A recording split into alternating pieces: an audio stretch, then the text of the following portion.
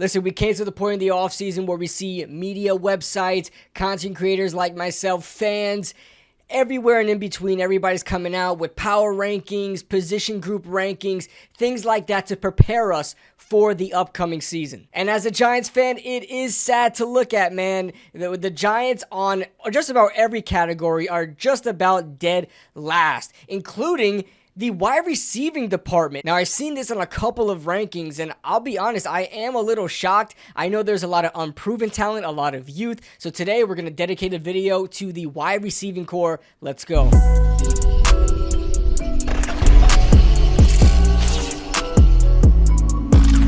What is going on, guys? What is going on, 27 Squad? Welcome back in to another video. Now, I put a community note a couple of days ago regarding the lack of uploads on the channel. We are in the dead part of the offseason, so there isn't a lot to talk about, and you guys know I'm not someone to just force content out there. I'm going to talk about what I want to talk about. I don't want to feel forced to put content out there in the meantime. Now, although the activity on the channel is not going to be as high in this month, there is stuff I'm working on in the background. I'm working on another short documentary, and I'm very, very excited for that. I'm about halfway done with the script, so I'm looking forward to it. Hopefully, you guys are too. If you guys are new to the channel, make sure you guys subscribe for more content, even better than this. Also, guys, if you guys can please follow me on TikTok. The link is in the description. Follow me on all those platforms, man. Twitter, TikTok, my Twitch. I don't know if my Twitch is in there, but follow me on all those platforms, guys. I really want to go live during the season, both on YouTube and TikTok, and I need a certain amount of followers to do so. They recently have this program where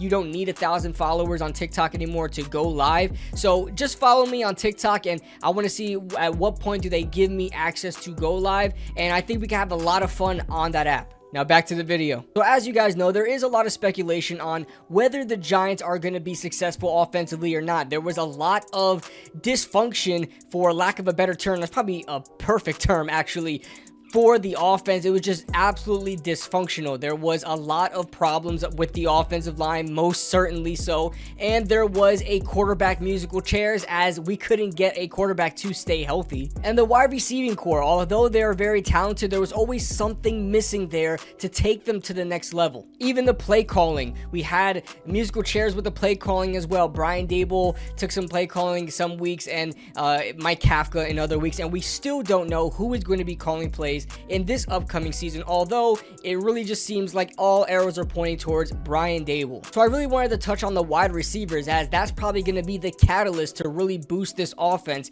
if nothing else works out. I know it's a little bit of working backwards. You usually want the offensive line to be sustainable, because then you're forcing a lot of time in the pocket, and even average wide receivers are going to be able to get open. However, with the offense and where it's at right now, we don't really know what to expect from them, but we have a lot of young talent at the wide receiver position that can definitely put this offense ahead a little bit. Now, if you were to ask me last season, what is the biggest problem of this wide receiving core and just the weapons in general, to me, it's an alpha. Darius Slayton is perfectly fine. He's a good receiver. Wan'Dale Robinson, I think, is an excellent slot option, and you have Jaylen Hyatt, who can stretch the field. There's a lot of variety with this offense, and it's perfect for what Brian Dable likes to do. Brian Dable runs a lot of route patterns, a lot of route concepts, and some of them get intertwined with each other. He needs guys that can be versatile and have a specific skill set. But if there was one thing the Giants were missing, it was an alpha. Now, I wish I could show you guys film, but the SEC is crazy with copyright. I just fought a copyright claim against the NFL. I won, but I don't think I'm beating the SEC here if I'm showing SEC film. It's just probably not going to happen. Malik Nabers, man, talk about an absolute alpha. Now, he would be the best wide receiver to come out in years if it wasn't for Marvin Harrison Jr. It's really up in the air whether you want to say Jamar Chase or Malik Nabers is the better receiver. But talk about an absolute alpha. When you think about an alpha,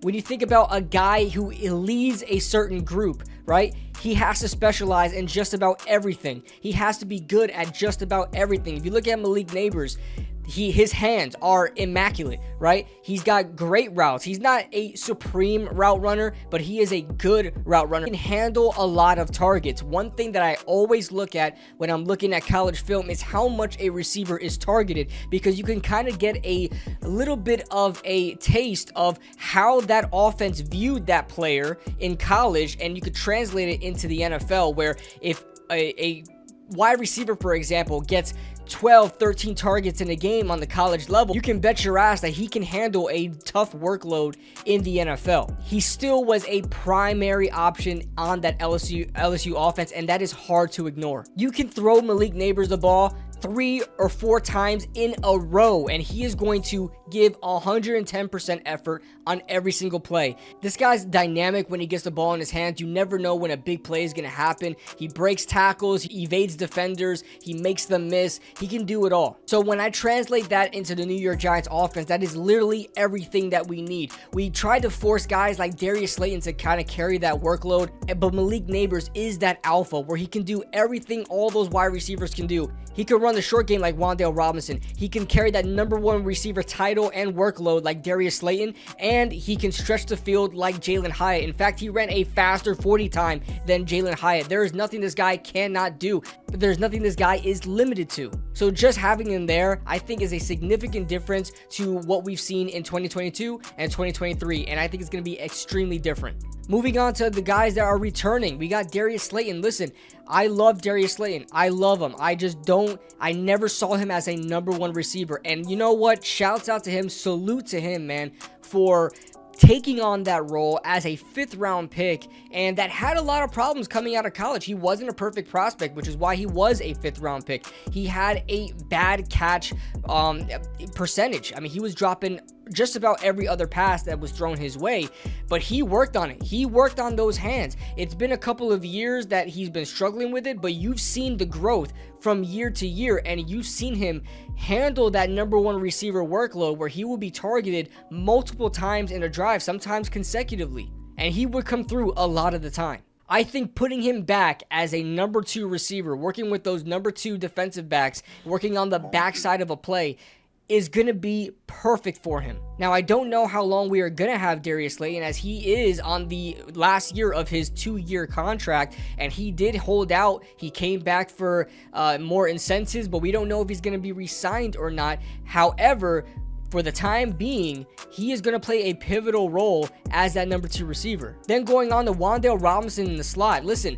we need that short game. Brian Daboll lives off of that. Those mesh concepts, drive concepts. We already talked about 2 guys that can stretch the field like Malik Nabers and Darius Slayton. The next guy can also stretch the field. You're going to need somebody that's going to be on the short game that can really catch the ball and move upfield and evade tacklers. And he's always been dependable with the football. His catch radius is not large, but when you get the ball to him accurately, he's going to do some work with it. A lot of people even consider Wan'Dale Robinson as one of the most underrated players in the game right now. Other NFL players have said that, so keep on the lookout for Wan'Dale Robinson. He may be a threat in the slot this season.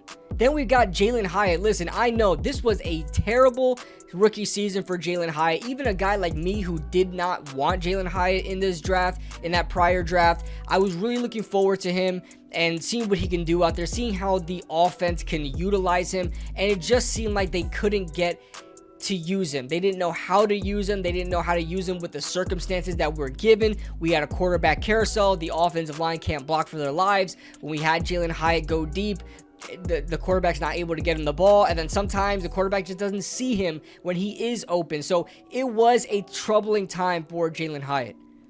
Now, Hyatt is another guy that I compared to like a Darius Slayton, where I don't see him being ever a #1 receiver, but I do see him being a key pivotal role player in an offense where he can work up to that #2 receiver role, where he can work on the backside of that offense and, you know, run a clear route and somehow it's open and just bomb it to him. We've seen a bit of that last season in the limited time that he did get to play. He had an exceptional yards per catch in his rookie season. Now already these 4 wide receivers I think can stack up with a decent defensive back unit with a decent defense. I think they can do some work against them and move the ball down the field. Hopefully we have good quarterback play. Hopefully we get good offensive line play. But I'm already confident in these 4 guys. When you move on to the depth, I'm excited, man. We got a guy like Allen Robinson, who is probably going to be the 5th or 6th receiver on this roster if he even makes the team. I think that veteran presence is absolutely needed. And a guy like Allen Robinson, who takes pride in running great routes, catching the ball efficiently. This guy, Allen Robinson, has a great catch radius. He was always dependable. He's always played with not good quarterbacks, always had good seasons with them, and completely bailed out a lot of quarterbacks. Allen Robinson made a living off of making quarterbacks look a lot better. So I don't know how much he's going to be utilized in this offense, but if he is on the field, I'm confident he'll do some work. But if anything, he's going to be a great mentor to some of these young guys, maybe even Darius Slayton.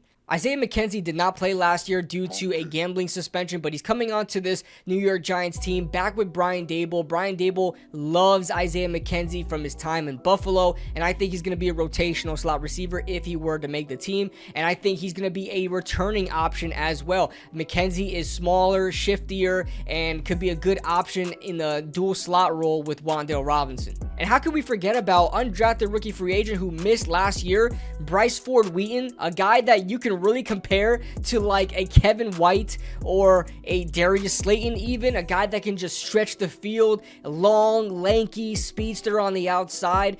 He is somebody that could be used and developed. I'm not going to sit here and say he's even going to make the team. However, if the Giants put time into him and, that work pays off, we may be seeing a decent receiver come out of an undrafted rookie pool. But man, I look at this wide receiving core and I get it. These people are ranking them as one of the worst units in the NFL because there's a lot of unproven young talent who we just don't know too much about right now. But I will tell you, those are going to be wrong. I think this wide receiving core is going to thrive. Now, the wide receiving unit can't really do it on their own, right? You need that offensive line to hold up a bit if you want to stretch the ball deep, and you need the quarterback to make quarterback plays and get the ball to the wide receivers. Hopefully, that is good, and if we hit the ground running in these first couple of weeks, I think this wide receiving core is going to turn some heads. But that being said, let me know your thoughts in the comment section below, guys. Leave a like if you guys enjoyed. Subscribe if you guys are new to the channel, and I'll see you guys in the next video.